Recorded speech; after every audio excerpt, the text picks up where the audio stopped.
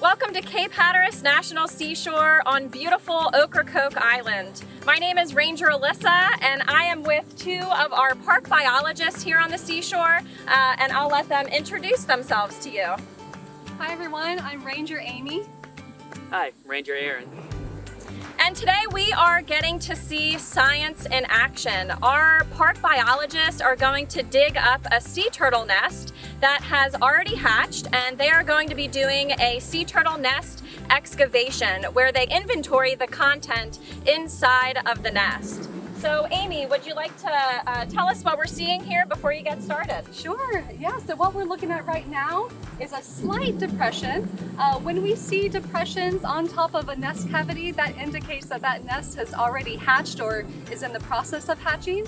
Because what's happening is when those hatchlings are breaking through their eggshells, all of the sand is kind of falling around them, and so it's causing that sand collapse. And so we see a mild little depression right there in the sand, and so we know that there's been activity. So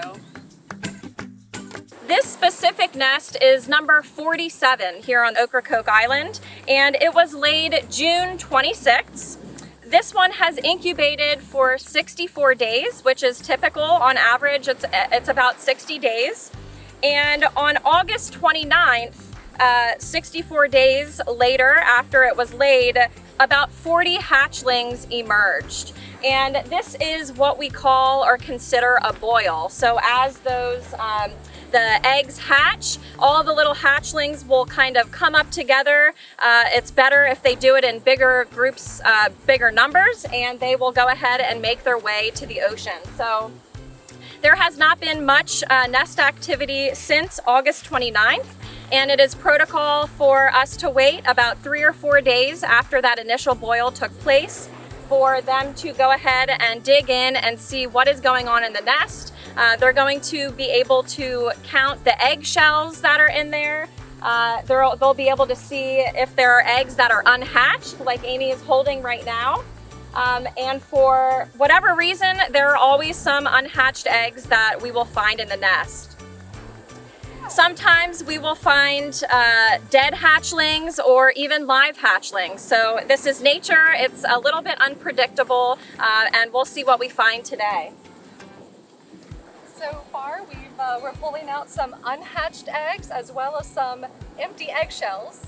The empty eggshells, these are what we want to see. This indicates that those hatchlings hatched out of their eggshells. They emerged from the nest and made it safely to the ocean. So we like seeing these. We also will find unhatched eggs as well. And this is completely normal in a nest.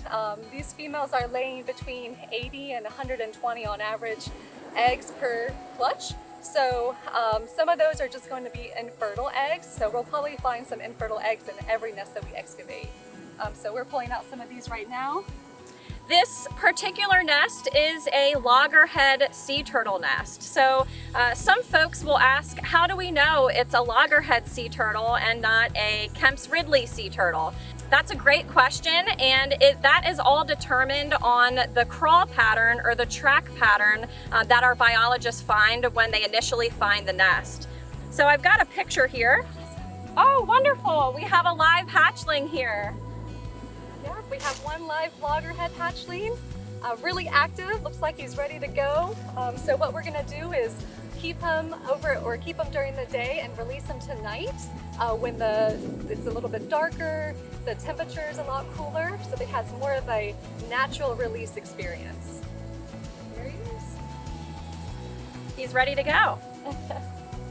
And sometimes there will be live hatchlings in there. They're just kind of the stragglers. They're not able to, for whatever reason, make it all the way up that nest chamber. The nest chamber basically looks like an upside down light bulb. So it gets fairly deep. And for whatever reason, they'll get stuck in there and aren't able to make their way up. So when we do these nest excavations, we'll go ahead and give them a second chance. Actually, number two. Number two, all right. When our biologists wake up early in the morning at 5 a.m., they are patrolling our beaches and they are looking for this specific crawl pattern. So once they see these crawl patterns and the tracks, they will go ahead and follow them to where the sand has kind of been disturbed a little bit, they will go ahead and dig down until they find the top of that nest chamber and they see eggs. So once they see those eggs, they will go ahead and block off that nest with some posts and some string. If you've been on the seashore before, I'm sure most of you, as you're walking the beach or driving along the beach, you notice those blocked off sea turtle nests. This year we have a lot of sea turtle nests on the beach. This is the second most active year that we have on record. So total today on the seashore, on Ocracoke Island, we have 113 nests total. This is the second to largest compared to 2019 when we had 147.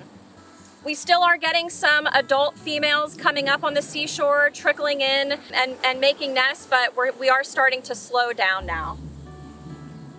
Total on Cape Hatteras National Seashore, so that's going to include Ocracoke Island, Hatteras Island, and Body Island. We have a total of 375 sea turtle nests this year, compared to the most active in 2019 when we had 473. So it looks like we're on track to maybe break 400 nests this year. We have several unhatched sea turtle eggs. They look very similar to a ping pong ball. You'll notice several of them have a little bit of a dent in it. So unlike a ping pong ball or a chicken egg, the shells for these sea turtle eggs are a little bit more soft and leathery. That way, when they are falling from the adult going into that nest cavity, they don't break when they land in the sand. All right, so we're coming up towards the end of our excavation. Right now we have 10, 20, 30, 40, 48 eggshells, so 48 hatchlings made their way out of the nest cavity.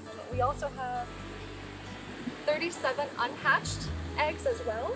Sometimes we find these, we find a relationship with these and what happened with the weather. So depending on if there was any sort of development in these eggs, we could look at the time frame and see if that's linked to some sort of a weather event that occurred earlier in the season that could have stopped development of those embryos and those eggs.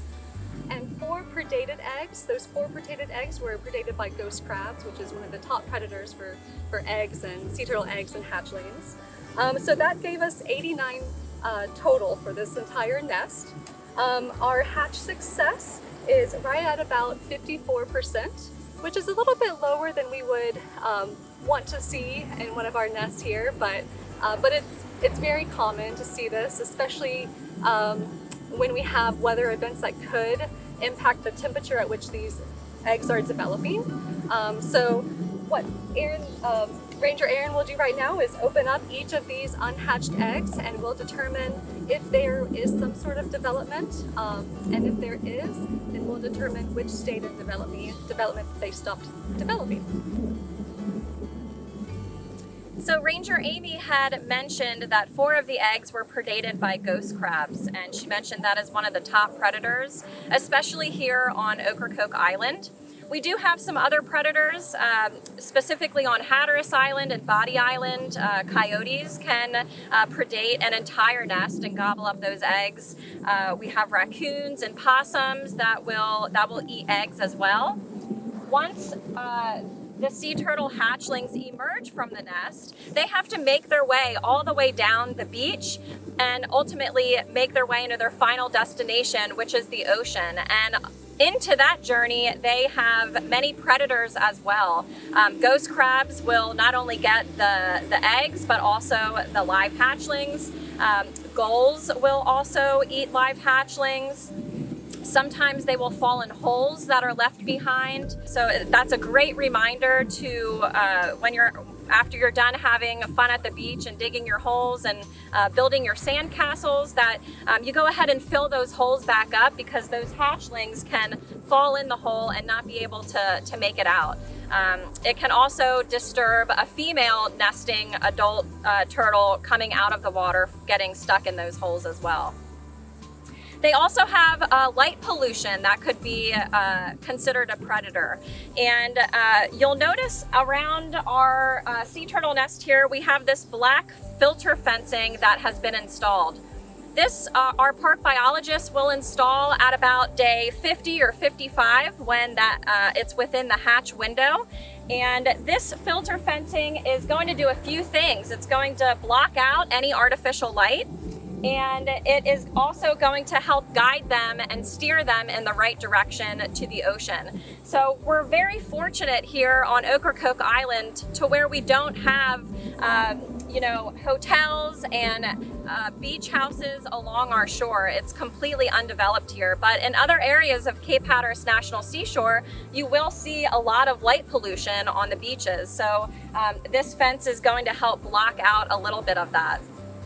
This is also one of the reasons why we have driving restrictions in place during our nesting and hatching season. So vehicles are not allowed to be on the beach past 9 p.m. and early in the morning to be able to give our biologists ample time to patrol the beaches for those sea turtle tracks and to also help diminish the light pollution from vehicle headlights. So once those sea turtles emerge, they are going to make their way to the ocean, and when they get in the ocean, they are going to go on a swimming frenzy. So for about the first 48 hours of their life, they are swimming and swimming away from the shoreline until ultimately they get caught in that Gulf Stream. And the Gulf Stream is going to take them into the middle of the Atlantic Ocean, into an area called the Sargasso Sea, where they will be able to stay in really thick seagrass mats that are formed on top of the ocean by all of the ocean currents. And they'll spend the first few years of their life out there.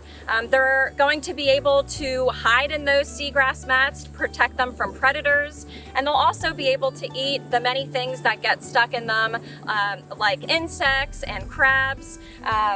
Unfortunately, there's also plastic that gets stuck in there. So another really great reminder to what I like to say, don't trash where they splash. How are we doing with our stage of development with our unhatched eggs, Amy? We're about halfway through, a little bit past halfway through. Okay. And so far, most of them have been undeveloped or infertile. So they may have just never been fertilized to begin with. We did have one early stage development that stopped developing. So, but so far it's been mostly infertile eggs. Okay. So this is our most common species that we find here at Cape Hatteras National Seashore. However, this year it was really a great season for a variety of different species. We have one Kemp's Ridley sea turtle nest, which is the one day nester. We also had a leatherback sea turtle nest, and we have several green sea turtles as well. The loggerhead will get up to about 300 pounds as an adult, and they have a fairly high age of maturity.